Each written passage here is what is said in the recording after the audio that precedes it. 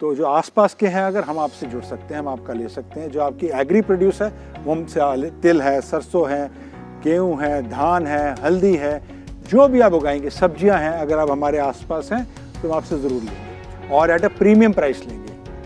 But it has to be 100% genuine organic. आपके खेत पे गाय होनी ज़रूरी है, देसी गाय होनी बहुत ज़रूरी है। नमस्कार सर। नमस्कार सर, एक परिचय दीजिए अपना।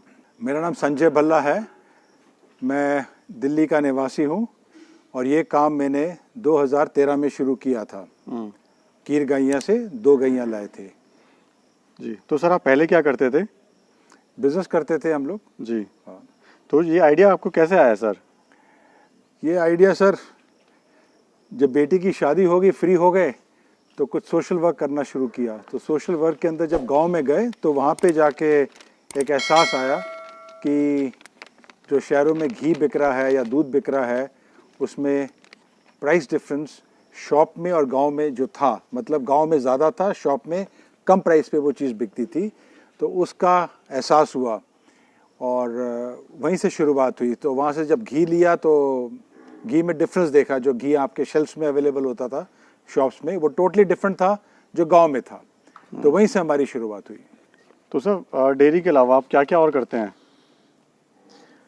इस फार्म के अंदर डेयरी में हम, dairy alone is not advisable. उसको हमेशा आप इंटीग्रल फार्मिंग के साथ, एग्रीकल्चर, खेती के साथ जोड़िए और आपको सस्ता भी पड़ेगा और उसका रिजल्ट भी बहुत अच्छा आएगा। तो हम लोग यहाँ पे सारी खेती करते हैं, जैविक खेती करते हैं और उसमें आपका सारा, जैसे आजकल धान लगी हुई है, ज्वार लगा हुआ है और अरबी लगी हुई है, हल्दी लगी हुई है और जितनी भी आपकी सर्दियों की सब्जियां उसकी तैयारी में है, गर्मियों की ख़त्म हो रही है, जो भी पॉसिबल सीज़न की वेजिटेबल्स है वो करते हैं। और उसका लिंक है सीधा गाय से, बिकॉज जितनी भी अगर आप जैविक करते हैं, जितनी भी डेली की नड़ाई गुड़ाई है, जो आप डिवीडिंग करते हैं, जो भी निकालते हैं उसमें से, वो सारा पशु को आप दे सकते हैं क्योंकि उसमें आपने कोई केमिकल नहीं डाला हुआ।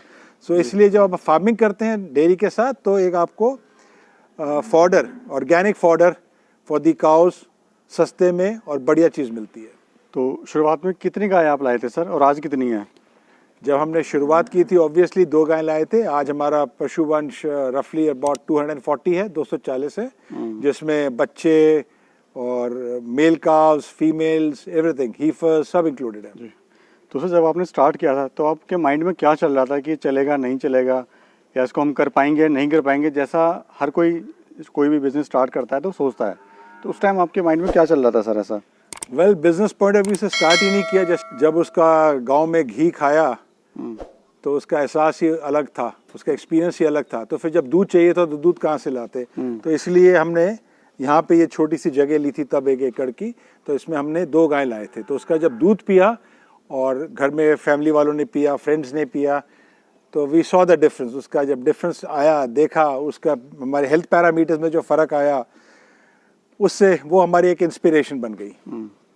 तो सर, इतना बड़ा आप ये फार्म रन कर रहे हैं तो मार्केटिंग की आप कैसे करते हैं? क्योंकि मार्केटिंग हमेशा एक बड़ा मुद्दा रहता है सर। नहीं, आपकी बात बिल्कुल सही है। It's a very tough thing. Initially हमने फार्मर्स मार्केट्स के अंदर जाके खड़े रहते थे, अपना प्रोड्यूस बेचते थे, डिस्प्ले करते थे, सैम्पलिंग करते थे, लोगों को पिलाते थे, बात करते थे। Actually most important point is consumer was not aware. वो हमने किया खाली अपने लिए नहीं, बाकी पशुपालकों के लिए, बाकी जैविक खेती करने वालों के लिए, क्योंकि कंज्यूमर अवेयर ही नहीं है। उसको यही नहीं पता कि डिफरेंस क्या है गाय के दूध में, भैंस के दूध में, रॉ फ्रेश मिल्क में, पैस्चराइज मिल्क में। ये सब चीज़ें हमने लोगों को एजुकेट किया और उसके बाद वो कहावत है ना, proof of pudding is in eating it. आप एक अच्छा प्रोडक्ट लेके जाएंगे, दैट स्पोक फॉर इटसेल्फ। उसने अपने आप ही लोगों को एहसास हुआ तो अपने आप वो स्प्रेड होती गई बात। तो ऐसे अब हम पिछले 3 साल से 4 साल से फार्मर्स मार्केट में भी नहीं जाते, बिकॉज अपने यहाँ जो अपनी क्लाइंटेल बनी हुई है, बाय वर्ड ऑफ माउथ वो हमारे को आगे क्लाइंट्स मिलते रहते हैं। सर, अगर मिल्क प्रोडक्शन की बात करें तो कितना मिल्क प्रोडक्शन है डेली का? देखिए, रफली हम लोग 500 लीटर दूध बेच रहे हैं, मिल्क एंड मिल्क प्रोडक्ट्स उसका मिला के। और क्या रेट का मिल्क जाता है सर, और कहाँ कहाँ आप सेल करते हैं इसको? हमारा जो टेरिटरी है मिल्क के लिए वो आपका दिल्ली एनसीआर है, बाकी घी और बाकी जो अदर प्रोडक्ट्स हैं वो ऑल इंडिया जाते हैं। तो क्या क्या प्रोडक्ट हैं सर आपके? मिल्क के साथ मिल्क प्रोडक्ट जो है, मिल्क डेराइव प्रोडक्ट जिसको आप कहेंगे, पनीर है, मक्खन है, छाछ है, ये सब घी है। रसगुल्ले वगैरह भी आप शायद स्टार्ट करने हाँ वाले जी, हैं। नहीं नहीं वो भी है, थोड़े बहुत स्वीट में- रसगुल्ले भी बनाते स्वीट हैं, में थोड़ा बनाते हैं। बिल्कुल चीज़ ही अलग है। आइसक्रीम भी बनाते हैं, जी बट दूध इतना है नहीं कि उसको एक उसका वर्टिकल बनाया जाए। जी तो ये सब चीज़ें बनाते हैं। लड्डू बनाते हैं, वो तो घी के बनते हैं। जी। तो फीड में आप इनको क्या क्या खिलाते हैं सर?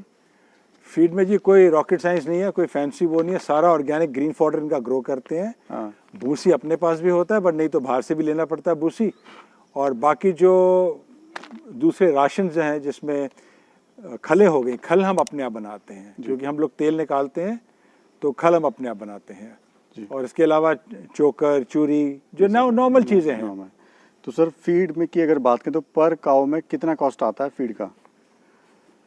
देखिए वैसे कुछ ज़्यादा कैलकुलेशन नहीं किया, बट बाय एंड लार्ज अगर आप देखेंगे तो I think per day feed cost is about 200 to 250 rupees. It can go up to 300 also, depends upon you.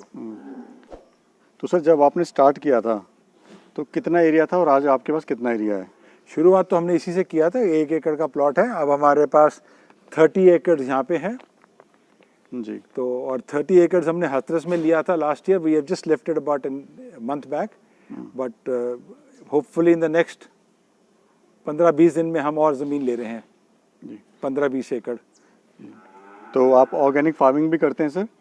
तो क्या हाँ क्या जी। आप उगाते हैं सर ऑर्गेनिक फार्मिंग जैसे में? मैंने आपको बोला कि फॉडर सारा इसका ऑर्गेनिकली ग्रो होता है, और सब्जियां भी जो क्लाइंट्स के लिए वो सारी ऑर्गेनिकली ग्रो होती है। तो आप सीजनल सब्जियां भी करते हैं और नॉर्मल जो सब्जियां वो भी सब करते हैं? सीजनल सब्जियां करते हैं, सीजनल सीरियल्स, पल्सेस, जो सीजन के हिसाब से हैं। सारी ओपन ब्रॉडकास्टिंग खेती है, कोई वो ग्लास हाउस, ग्रीन हाउस वाली खेती नहीं है। सर ये ऑर्गेनिक फार्मिंग बड़ा चैलेंज है सर अपने आप में, इसको सेल करना। तो चैलेंज आप कैसे उसको स्वीकार करते हैं, कैसे मार्केटिंग करते हैं ऑर्गेनिक की, सब वेजिटेबल की भी? देखिए जब दूध लोगों को जा रहा है तो शुरुआत में हमने सब्जियां भी दी थी ट्रायल्स के लिए, तो लोगों को पसंद आया। आप खाएंगे तो उसका टेस्ट ही अलग है, तो प्रोडक्ट स्पीक्स फॉर इटसेल्फ। तो उसके बाद फिर मार्केटिंग की ज़रूरत नहीं पड़ती है, एक दफ़े क्लाइंट खा लेगा तो। सर प्रॉफिट की बात करें तो स्टार्टिंग में आपको कितना प्रॉफिट था और आज आपको किससे कितना प्रॉफिट है? देखिए हमने ऐसा कुछ नहीं देखा, but of course we are not at a loss, but there are not big profits also. It is a sustainable project. What we get in return is very good health and lovely peace of mind. That's it. That's our main profit, I would say. So we are able to create a lot of employment. और हमारे यहाँ employees बहुत सारे हैं. Around we are a team of about 50-60 people right now. तो उसके अंदर सारे workers भी आ जाते हैं, आपके delivery boys भी आ जाते हैं. And since we are doing traditional farming, हम खेती बैलों से करते हैं, हम कोई पेस्टिसाइड नहीं डालते, तो लड़ाई गुड़ाई बहुत होती है, तो बहुत कॉन्ट्रैक्ट लेबर भी बहुत लेते हैं सीज़न के वक्त। तो that gives us a lot of satisfaction कि हम लोग एक उसका सोशल इकोनॉमिक इफेक्ट आता है। And then of course environmental impact is there. I think हमारा लीस्ट कार्बन फुटप्रिंट है। जो लोग बात करते हैं कि we must go towards environmental friendly technologies, so we're using that, all traditional technologies which were all very friendly and very environmental friendly. जी sir, अगर कोई डेयरी के साथ साथ ऑर्गेनिक वेजिटेबल्स भी करना चाहता है तो वो कैसे इसकी शुरुआत कर सकता है? एक्चुअली शुरुआत के लिए उसको वेजिटेबल से शुरू करना चाहिए, और साथ में बच्चियाँ, थोड़ी सी बच्चियाँ, 3-4 बच्चियाँ और एक बछड़ा लेके आए। That should be the way forward. ये नहीं कि पहले आप दूध वाली गायें ले आएँ और वहाँ से आप शुरू करें। जब आप 3-4 बछड़ियाँ लाएंगे उनके लिए आप चारा उगाएं। जब चारा उगाएंगे तो उनके लिए सब्जियाँ उगाएं। जब आप चारा उगा रहे हैं उनको दे रहे हैं तो they are eating organic food, तो गाय की, वो बच्चों की सेहत बहुत अच्छी होएगी, वो धीरे धीरे ग्रो करेंगे। उसमें एक बछड़ा भी होएगा, वो भी ग्रो करेगा। So when they become adults, when he mates, after 9 months you will get a baby, after 9 months 10 days you will get a milking cow, and by then your bull is also ready to mate any other cow which you get into your dairy. So dairy should not be done alone. I very strongly say that you should start, again I repeat, बच्चियों से शुरू करो, एक बछड़ा खेती से शुरू करो। जब वो बड़े हो जाए, आपके पास बुल हो जाए, तब आप लाइए। तो सर फ्यूचर प्लान क्या है आपका? फ्यूचर प्लान है, हम यहाँ से ना किसी गांव में जाना चाहते हैं, गांव में अपनी छोटी सी ज़मीन लेके वहाँ करना चाहते हैं, और आसपास गांव वालों से जुड़ना चाहते हैं और उनको जोड़ना चाहते हैं। We want to showcase to them that how good this organic farming is, क्योंकि वो लोग सारे केमिकल की तरफ चले गए हैं। और उसका रीज़न ये है कि दे हैव नो चॉइस। वो केमिकल जब तक नहीं डालेंगे उनका यील्ड ही नहीं आएगा, क्योंकि वो बहुत डीप चले गए अब केमिकल फार्मिंग में। तो उसमें वो जो जेस्टेशन पीरियड, जो रिटर्न जेस्टेशन पीरियड जिसको आप कहेंगे वापस ऑर्गेनिक में आने के लिए, बहुत लंबा समय लगेगा। और उसको पैसे कौन देगा? जैविक खेती के, ये सब चीज़ें हैं। तो हम वहाँ जाके उनके बीच में बैठ के ये करना चाहते हैं।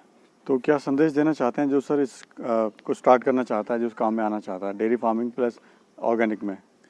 जैसे मैंने बोला था कि सीधा डेयरी ना करिए, पहले आप खेती से शुरू करिए, थोड़ी गाय लाइए, बिकॉज बच्चे लाइए, बच्चों के बगैर आपके पास मल और मूत्र नहीं होएगा। जब वो होएगा तो आप ऑर्गेनिक कर पाएंगे।